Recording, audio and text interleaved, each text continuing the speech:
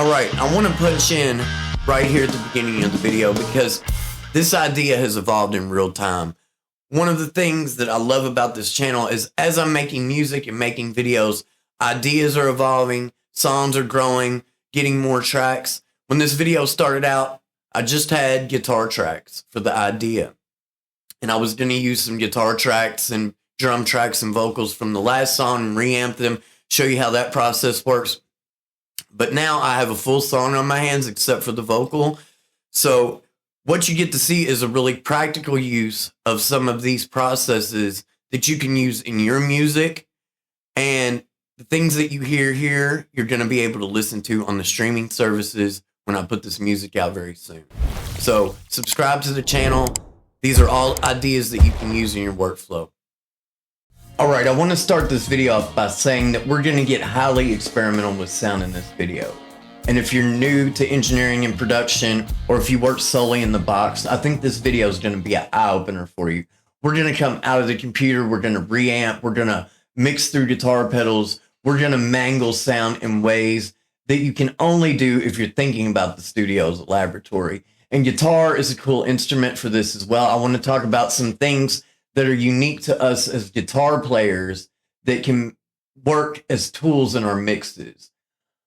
You know, I've always heard people like Dave Gilmour, Roger Waters, Dr. Dre, various engineers I've heard interviews with, they always refer to the studio as a laboratory. And I find that in my music, if I'm thinking this way, if this is my approach, the results are always good. It might not be on the first pass. You might have to experiment. That's the whole aspect of a laboratory, is experimentation. But if you're willing to stick it out and try new things, you're going to get something, first of all, that's very different from your normal fare on streaming. And you're going to get something that has weight, it has depth, it feels open and big.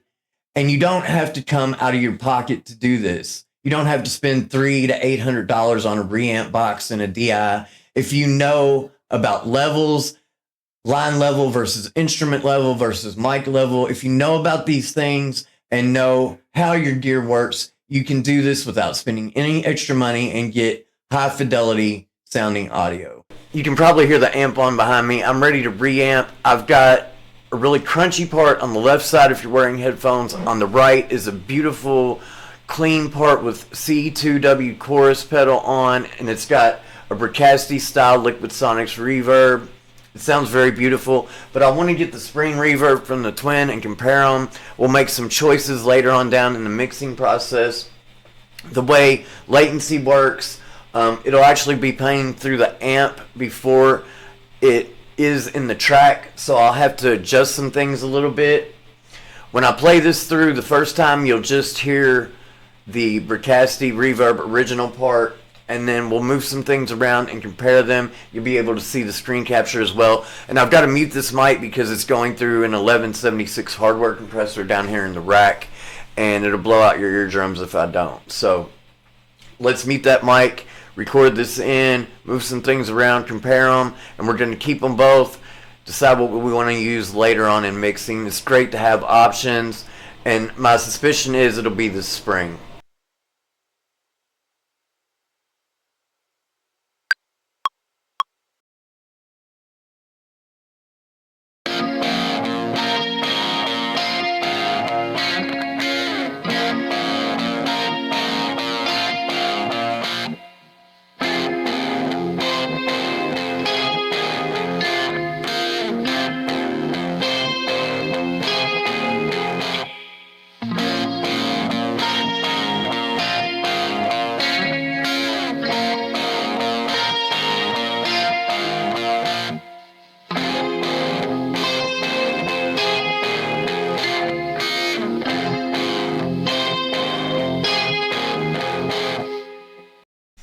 It's important to always let the reverbs or whatever you're tracking on your reamp completely die out so you have all the information before you stop the track. I've lined this up to where it's even with the original track. I've panned it the same way. It's a really cool sound, and there's a lot you can do in the mix, and it's good to have this later on. We can compare it with the Bricasti and see which one we like better. You can even do different effects to the reverbs or EQ them different ways and use them both. There's a lot of options. Let's listen to the track. I've bumped up the level a little bit. Another thing to keep in mind, if you track through a digital amp sim, a lot of times the perceived loudness of that is more than an actual amplifier. It's just very immediate when you use an amp sim. And all the other guitars, like the dirty guitar you heard and all the rest of the guitars for this song, were done through my real amps. But I played that chorus part in early one morning through my Jim's 45, expecting to go back through the real amps, but I liked it so much I kept it. So we bumped up the reverb a little bit to get it to where you're perceiving it about the same way, just so you're not basing your decision off of loudness alone. So let's listen.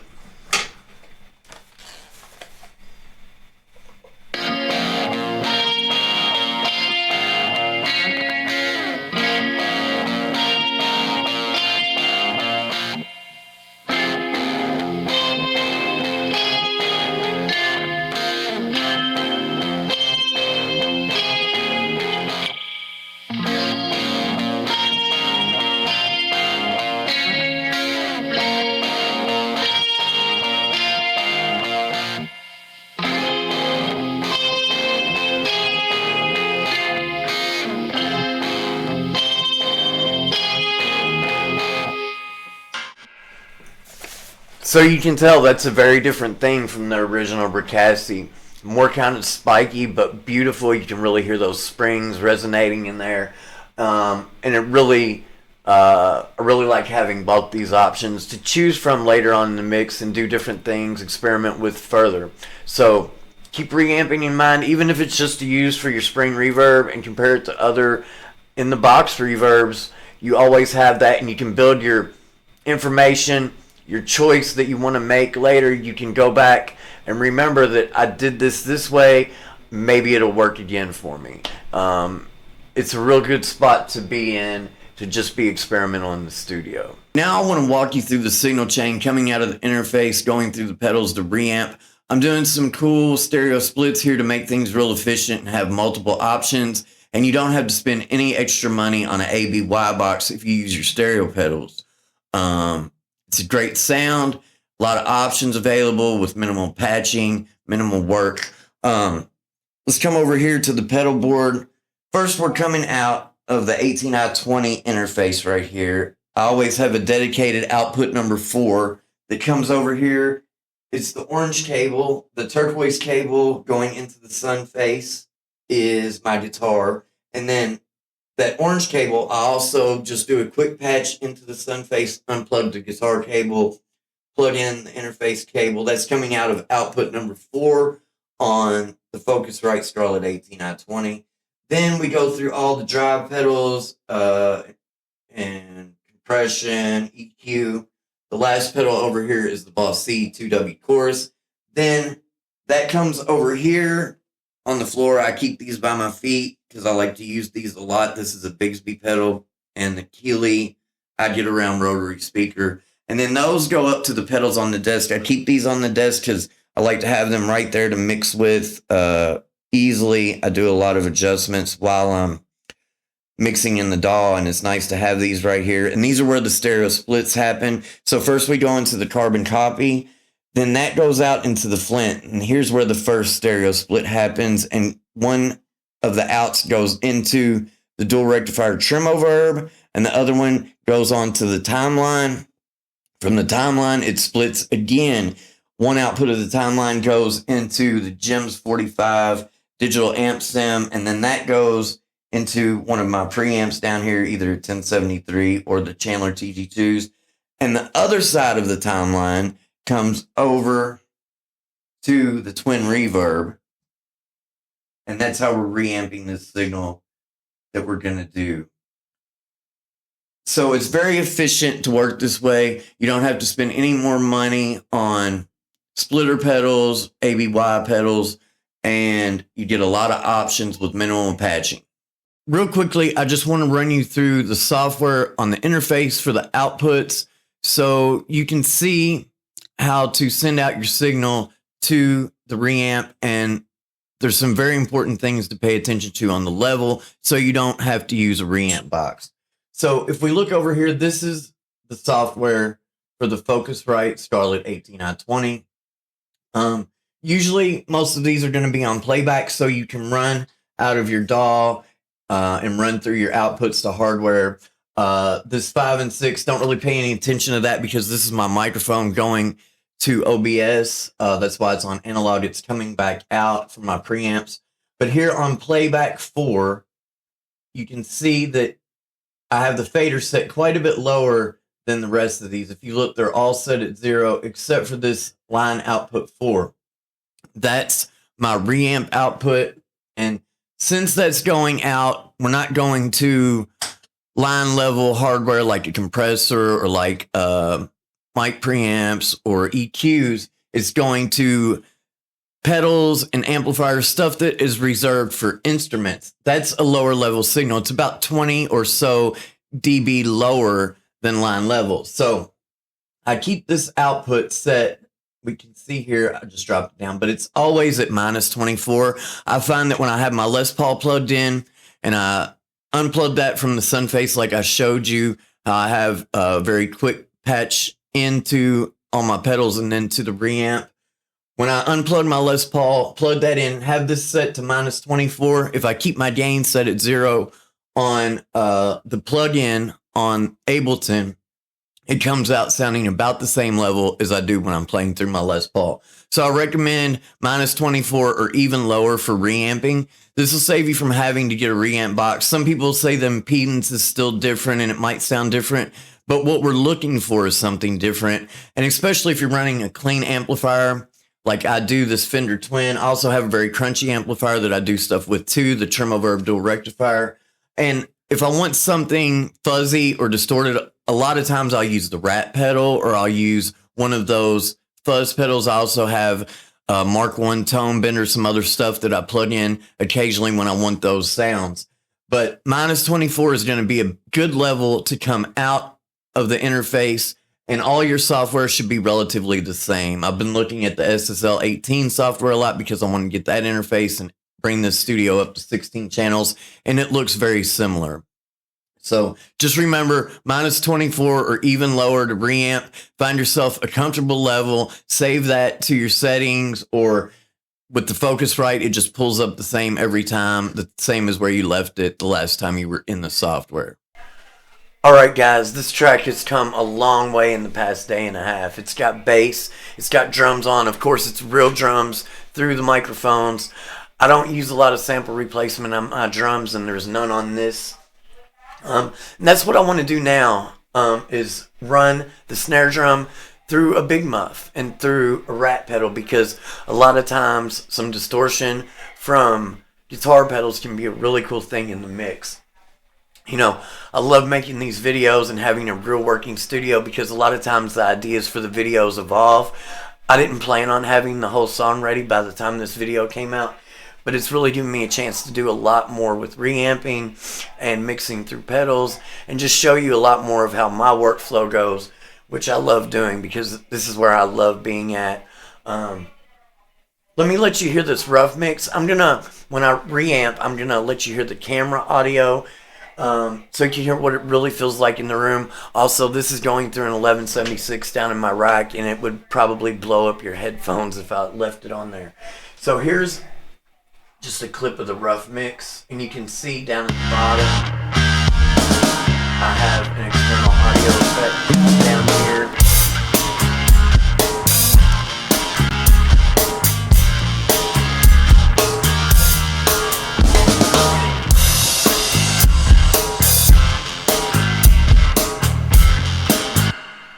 So you can hear that's a good sounding rough mix, but I really think you can still benefit from some extra distortion if we use it similar to Parallel, where we just blend in a little bit of this flavor from either the Big Muff or the Rat. And I'm not going to reamp the whole track for you right now. I'm not going to make you sit through 3 minutes of reamping. I'd lose a lot of viewers that way. But I am going to go back and reamp through both those pedals, record those in, and then come back and we'll listen to how they sound in the track. But right now I'm going to let you hear the camera audio, and I'm going to take the old twin off of Standby, and let's hear it through some pedals.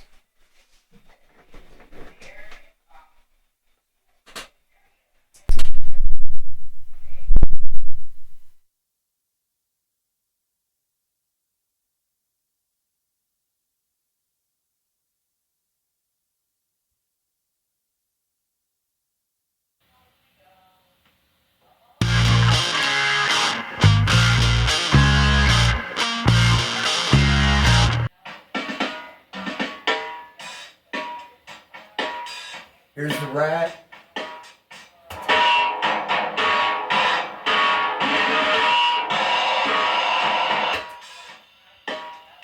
Here's the Big Muff.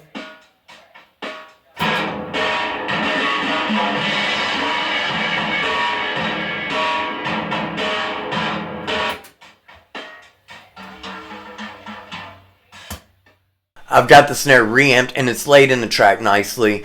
A lot of times you'll get some latency when you're doing reamping. You can deal with it with delay compensation, but I just like to nudge it over to line it up with the original snare hit. I chose to use the Rat pedal on this because the Big Muff is notorious for having a scoop mid-range. Sometimes it's what you want, but for this snare drum, I thought having that mid-range was nice, and the Rat is doing a very cool thing to the top end, almost giving you a feedback, a lot of harmonics in the top end, and it really makes that ring cut through. I'm going to play the track for you, and then I'll solo up just the Rat pedal part, and we're using a very small mix of it, just enough to make that ring stick out. I think it works great.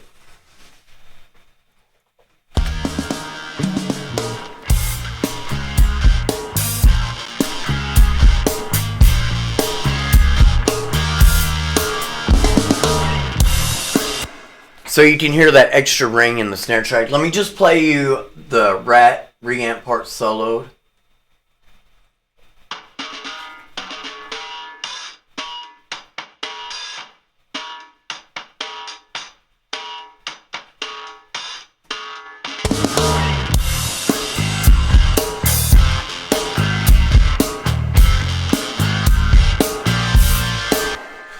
So it's subtle in there, but it does make that ring cut through very nicely. Another thing I chose to do on this, instead of having the reamped track go to the drum bus or the room bus or one of the busing options that you have for your snare track, on this one, my drum bus was going into parallel compression too. And when I used the parallel compression on the reamp part with the Rat, it was too much.